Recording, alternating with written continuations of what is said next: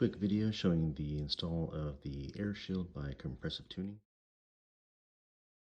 First, we'll install the Airshield over the intercooler. The shield actually fits directly into the intercooler itself.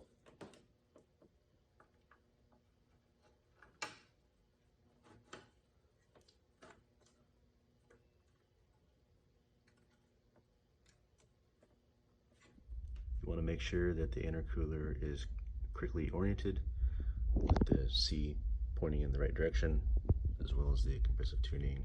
Next, we have the actual bracket that goes directly under there, oriented outwards, and then this small bolt which actually screws directly into the threads. After the bracket is positioned, just hand tighten the bolt and move on to the other side. Once you have confirmed that the air shield is flush with the actual intercooler itself, go ahead and take a Phillips head such as this, that way you can get behind the actual hosing here and go ahead and tighten.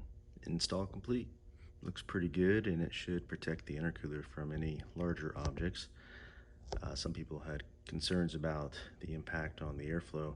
I don't believe it's going to have much effect, but I'll test it out over the next couple months and see how it goes.